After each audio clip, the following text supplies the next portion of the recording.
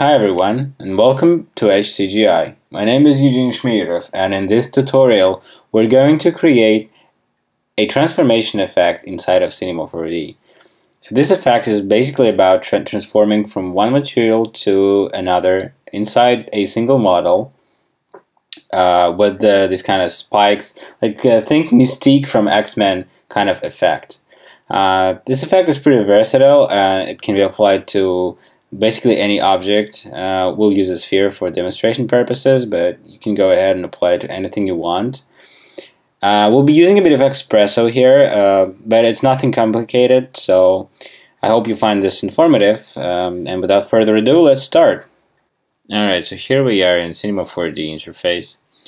Let's start away with going into Project tab, setting FPS to 25 instead of 30.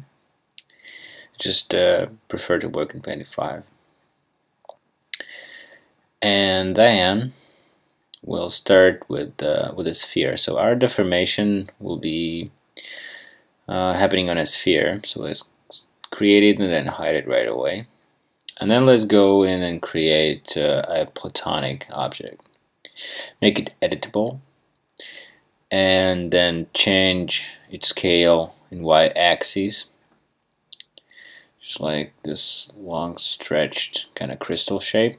Subdivide it. And now let's go and add a displacer here. Just drag it down here under the platonic. Go into shader and create some noise. I don't want to tweak any parameters here in the shader itself, just increase height. Just to create this irregularities in shape. And then I'm going to add a taper deformer and add it under the platonic. It has to be after the displacer. Click fit to parent and then just taper it a bit. Now I'm just going after this crystal-like shape here. Alright. So let's go into Mesh menu, Axis Center, click this Axis Center tool and drag this Y slider all the way to the left. Click Execute. And right away you'll see that our Axis Center is now snapped to the lower part of the bounding box, and that will come in handy once we start cloning this object over onto the surface of the sphere. So let's now duplicate this platonic, call this one crystal small, and this one crystals large, or crystal large. Okay, so let's hide this small one and let's tweak the large one. Let's go into displacer here. No, wait a minute. Go into crystal, select all the polys, subdivide. We have just a bit more geometry to work with now. Displacer is okay. Let's just change taper parameters here a bit, make it like more thin. Alright. So these are our crystals basically. Let's select right click current state to object on each one of them and delete the originals. We don't need them anymore. So now we can have we have these two crystals. We can start cloning them. So here's our sphere. Make it visible. Let's go into Mograph menu now. Create a cloner here. Here's our cloner. Call it cloner small. Drag our small crystal underneath it. Now in cloner menu, let's change mode to object and drag our sphere into object tab here. Okay, so here we have this weird looking shape, but you can see it is being cloned on the surface, which is good already. So let's go into transform and first make it smaller because these guys are too big for now. Let's go with 0.01 scale. Okay, 0.01. Then change distribution to surface. You can see it kind of gets distributed across the surface. Crank it up to maybe 5,000. Okay. Alright. Okay, that's pretty nice distribution, I guess. Maybe change the seed to something like more random here. I don't know. Okay, just scroll it down. Okay, so now let's duplicate this cloner and call this one cloner large and drag our large crystal underneath it and delete the small one. So in cloner large, let's change the seeds so they don't overlap. Go to transform, make it a bit bigger, 0.025, 0.025 here. Okay, in object, maybe decrease their count to half of what we have in small crystals. Maybe 2000. Okay. So let's go into effectors now, Mograph effectors, and add random effector. It looks crazy now, but this is not what we're after, really. Go into parameter, deselect position, enable scale and rotation. Okay, so let's add some more organic random rotation here, like 10 degrees, 13. Just you know, stay within low numbers, just to kind of tilt them a bit, random way, but not too crazy. Maybe 25 here. And scale, we'll select uniform scale and type in something like 0.7 here. So what we'll do, we'll just scale all of them up to 0.7 of their original scale. Alright, so now let's go ahead and create some more effectors. Let's go into Mograph here, effector, and add shader effector. Now the way it works is it only changes the parameters of the clones where the certain shader is on your original model, something like this. So let's enable rotation for now, rotate it minus 180, and set scale to -1.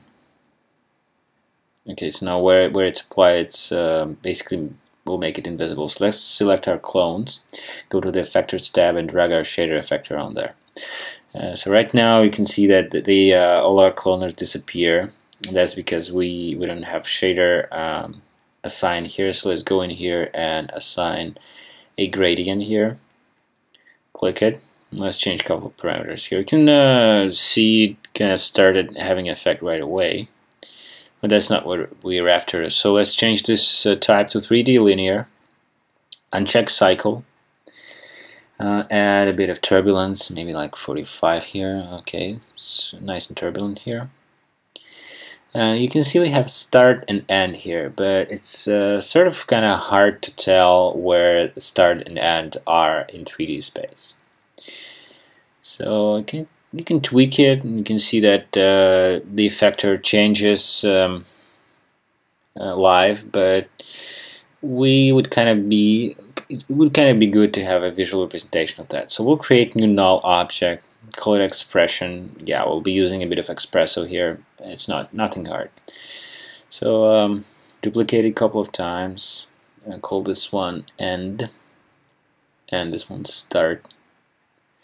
And this one will be controller.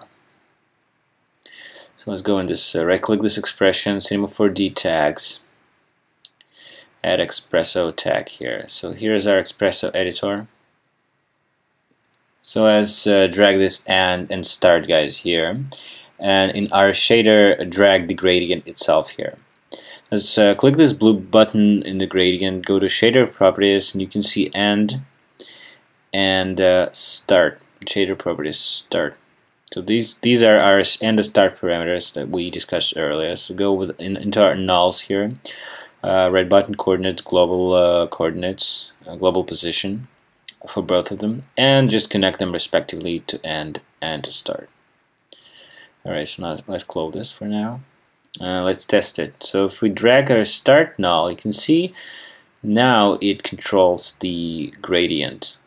Gradient end and gradient start respectively. Okay, so here is a bit of simple expression here. But well, obviously that's not it. We still have this controller, and we can bind all these to this single controller. So let's drag. Let's see. First, we need to change the display of this to circle. Orientation X, Z, radius.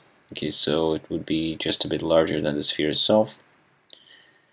And now let's drag it into our Xpresso editor. Here in the controller, you can press the red button, global position, and then global position Y.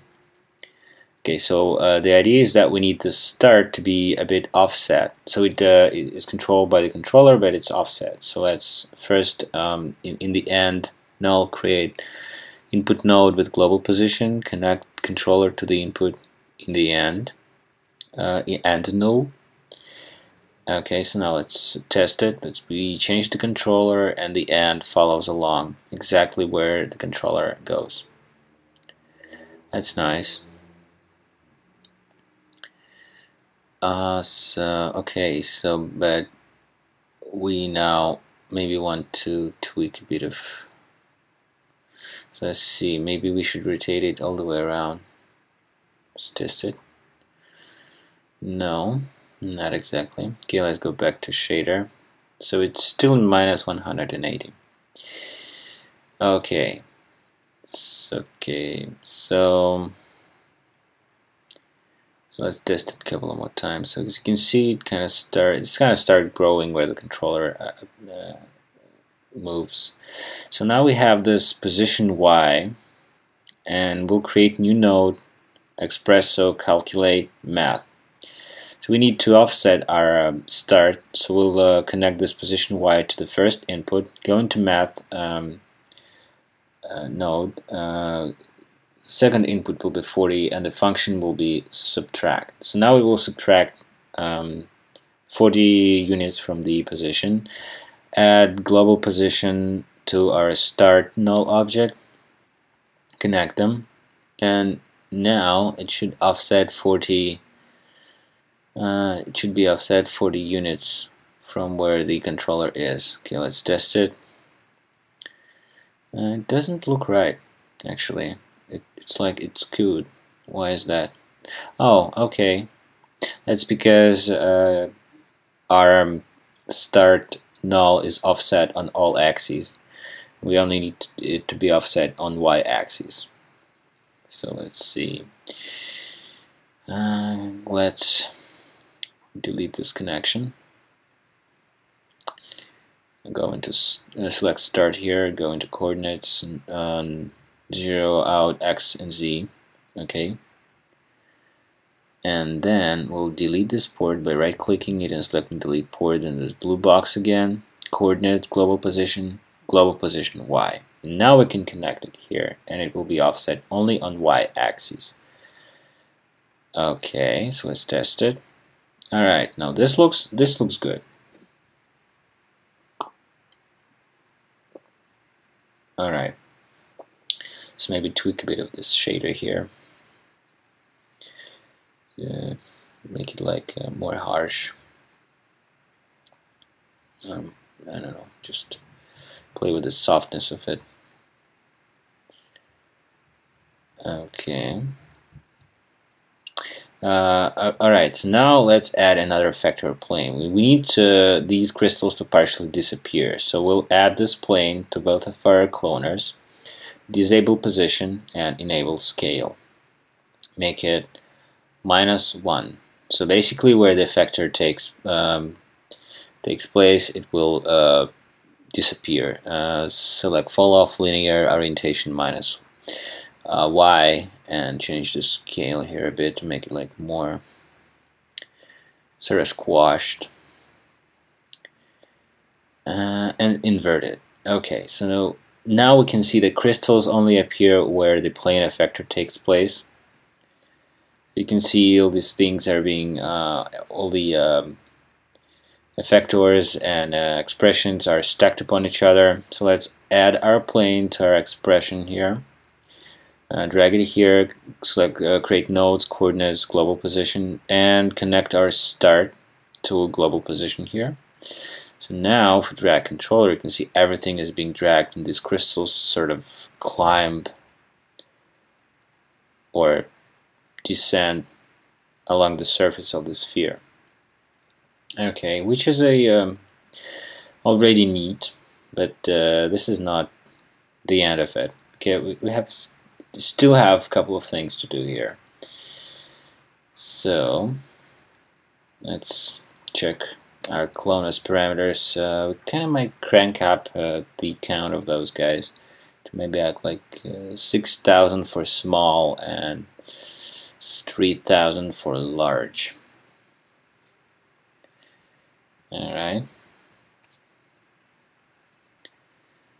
Okay, let's drag it around a bit, drag our controller around a bit. Okay. And the cool thing about this, the entire thing is live and we can control it, we can change it whenever we want. So let's create new material here. For the sake of demonstration, we'll just assign it some crazy red, saturated red color, call it original color here. Duplicate it, call this one something like new color. Make it blue, or anything else, just for contrast purposes. So we'll assign the new color.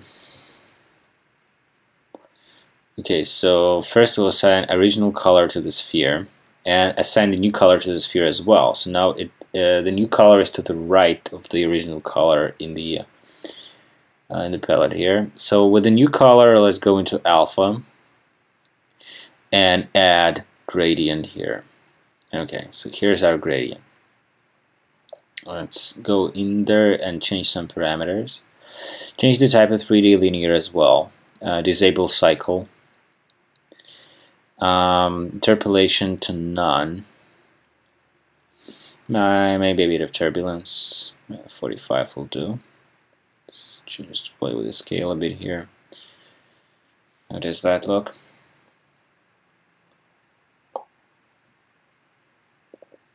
Okay, so let's drag our, okay, no, not texture, it's important. You have to go into the material itself here and drag the gradient, not the texture, not the material, gradient itself. Okay, so now same thing, shader properties and shader properties start, and we'll just connect these with our end and start controllers. So now our rig controls not only the shader effector, but the shader itself, the shader alpha, that is. So let's invert this one here. Okay, so now it controls the shader alpha. Let's give it a quick test. So you can see now these guys are stacked on top of each other. Standard render here. They're stacked on top of each other, and where start kind of moves and where the end kind of moves to define the growth of the new material onto the old one. The cool thing about these expressions is that you can, change all the parameters on the go if you don't like some of them, and this is like nonlinear live kind of way of doing this. So let's go back here to the shader. I kind of notice it's not correct. So let's move this white pin to 50%, so it will be halfway between start and end, and in 3D space. Okay, so let's duplicate this new color, and we want to call it like new color crystals. This will apply to crystals. Disable alpha. And just apply this new one to crystals. This one has no control, it's just like plain color, that basically same as the overgrowing color. Just like the illusion. Alright, so let's kind of see. Let's maybe change seed here a bit. So I don't really like the way they're distributed here. Maybe play with the size, small, maybe 0.15. How about now? They're just a bit bigger. Just I kind of noticed some of those crystals were too small. Okay, so let's maybe play it back. So let's animate the controller. Okay, so let's go to the first keyframe, go to controller coordinates, drag it all the way down below the sphere so it doesn't touch it. Alright, and then click this circle here so it will create a keyframe. Now let's go to the last frame, drag it all the way up until this crystals disappear completely. Okay. Now create a keyframe by clicking the circle again and go right click, animation, show F-curve. Now let's select this keyframe here, press this button to lock the angle, and drag this to the left to create this kind of offset curve. This is basically what people usually do in After Effects. We try to replicate this kind of animation here. So the F-curve determines how what's happening between two keyframes. So it starts super slow, then it accelerates, and then it kind of decelerates. As you can see, it's not real time right now because it's super laggy due to all the geometry that we're having here. But you can see it kind of starts climbing slowly here. So it starts fast, and then it accelerates here, and those crystals, they kind of grow, rotate, and then they shrink. And at the same time, the material changes. Alright, so let's add delay here, see what it does. Delay, basically, it's kind of hard to describe what it does, but it delays your animation. It either blends between the cloner positions, or it can be in spring mode. You know, just use it and play. It's hard to describe, but it's easier to kind of see what it does. So let's. So I encourage you to play with it. I'm just making a preview here, real quick. Let's wait for it to calculate. Alright, but before that, let's go into delay effector, change the mode to spring and strength to 10%, and we'll make it kind of look like it's springy, but with the strength this low, it will be barely noticeable. We'll just add a bit of like additional organicness to it. So here's our preview. This is what our animation looks like real time. So now let's go back to Cinema 4D interface and set up our rendering and shading.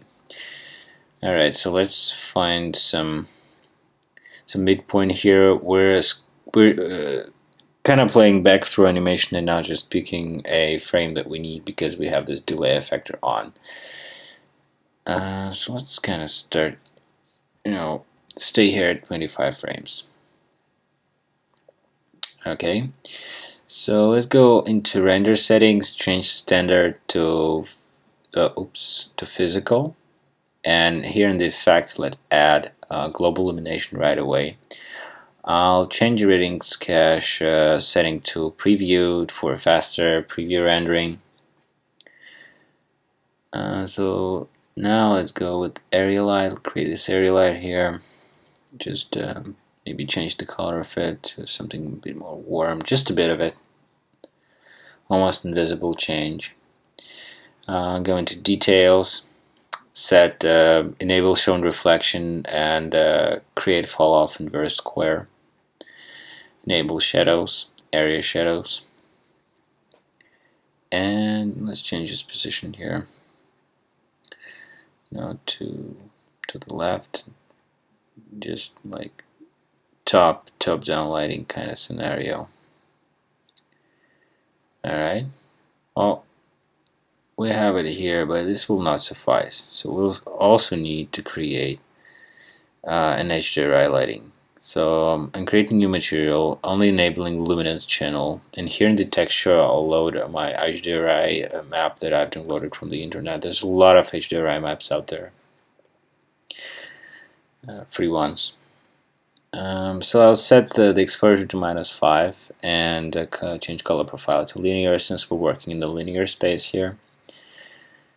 And then let's create the sky object and assign this material to it, and then add Cinema 4D tag, compositing, and disable scene by camera, because I don't want this light source to be visible to camera. Alright, so now let's also create some background here. I don't want it black, so create new material, call it something like BG, background. Disable reflectance, and color channel, like create gradient here.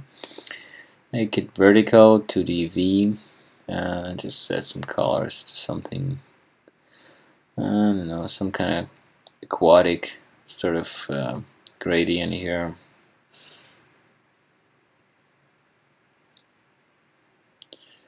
Alright, assign it to the background, and let's give it a quick render to see what we have right now. So, okay, so this is what it looks after rendering. Okay, I guess it's okay. So how about we now maybe change luminance of this Edge-CGI map a bit. So instead of -5, I'll have -4 for like better reflections and, you know, better fill light kind of thing. Okay, so now let's tweak the materials. I want this to be like more glossy versus more matte material. So let's start with the original color, make it more glossy. And first I want to go in color channel, create some noise here. I like noises. Let's pick some kind of noise. I don't know, how about this one? Increase global scale, it's usually a good thing to do. Set C to something different, like 300 here.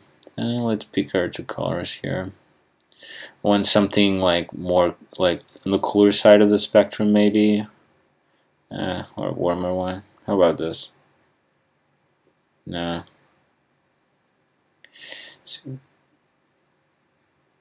Okay, now let's copy this channel here.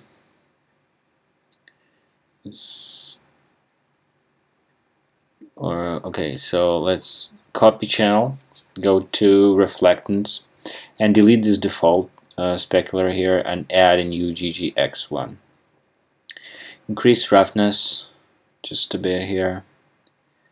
Okay, maybe to 50%. So play with the reflection strength, maybe like 83 reflection strength, 25 roughness. Okay, so now we have this nice specular reflection here. So let's go down here into layer mask and paste. Create a layer here first. Create two noise shaders. And the first one will paste our copied one. Here it is. Just change the colors to white and black. So now it will correspond to the colors that we have. And this is basically our reflectance map. Maybe not make it black but gray. And then the other one, I kind of want to break the specular even more with let's say some I don't know, I'm not sure what this is pronounced, nooshes maybe. So let's so I want to remap these values here, but instead of changing colors, I'll just change low clip and high clip. I'll just remap those sliders, and we'll have our colors inversed. So in the second noise, let's find some blending mode. It kind of suffices our needs. How about darken here? No? Nah, not really. Maybe dodge or burn. Okay, I think burn kind of works. So basically now it will look like color changes affect specular strength with some additional noise layered on top. So let's see, maybe burn works best after all. Okay, so let's go down to fresnel. This is one of the most important tabs here. So we have conductor and dielectric, and the metally surfaces have different fresnel curve than non-conductive surfaces. So I want this to be metally, so I selected conductor, and from preset maybe iron. Maybe iron will do. You can just set your custom IORs if you want, but I'll go with preset here. So I kind of want to change these colors to something cooler now. This warmer are not working for me. Okay, so now we kind of have this marbly looking thing, so let's introduce some bump. Let's go into reflectance channel, copy this entire thing and paste it into bump. So now our specular breakdown will correspond to bumpiness, but I want the second layer to be sort of less prominent in this one. Okay, so let's see. Maybe remap those back. Not back, but kind of inverse them as well. Okay, so now our valleys will have more specularity than our peaks. So here we can see the changes in the viewport. Kind of tries to represent what we did here. So now the second one. Right away, some kind of breakdown, some kind of color pattern irregularities here. So with noise again, maybe knocky. Okay, so let's crank up this global scale here a bit. Maybe not gaze. Maybe some different noise. You could just kind of go ahead and play with these noises and kind of see what works for you and what not. Just change the colors here. So this whole thing is just to create some slight irregularities in color. Okay, let's copy this channel over, plug it into bump here. So I want this bump to correspond to the color change that we have. Change it to white and black, because bump channel only responds to light and dark values. Then go to reflectance channel here, just disable this default one, add GGX. See about roughness, maybe it will be something extreme here. So, okay, so let's create layer mask here, noise. So let's see, knocky. Will knocky work for us? Okay, why not? Just kind of tweak this mix strength to make it a little less prominent. We kind of want more matte kind of surface here. So here I will choose dielectric, and with preset I kind of let's try this asphalt here. So IOR of 1.635. As always, you can punch in your own IOR if you want. But it kind of looks okay. It kind of looks more or less what I want. So maybe just tweak colors a little bit here. Maybe not. So maybe something less saturated, darker. Okay, this maybe something more soil-like looking. Okay. So let's, now we instantly have this applied. The only thing we need is to copy this over, disable alpha here, maybe call it something different like crystals. Disable alpha because we don't want any growth on the crystals themselves, and just swap the original blue line with the new one. And now we can go ahead and try and render it and see what we have. So let's go ahead and render it. And this is what we have in the end. Okay, so now we can go ahead and render our animation here. So go to render settings. Change preview to something like medium or high, whatever you want. I'll go with high here. Specify a file that I'm going to save. Let's call it something like render like transformation. Okay, change it to QuickTime Movie. So see options here. Here's the default animation or H264. You know what? This one is pretty good with no compression actually, but most of the times you'd want to export sequence. So let's also export sequence. Let's export PNG. PNG sequence. So every frame will be a separate PNG file. Yeah, not need alpha channel and no multipass here. Okay, so let's see output. Let's set the resolution to something bigger here, like full HD. Set all frames here and make sure the frame rate here corresponds to the frame rate in the project settings. 25.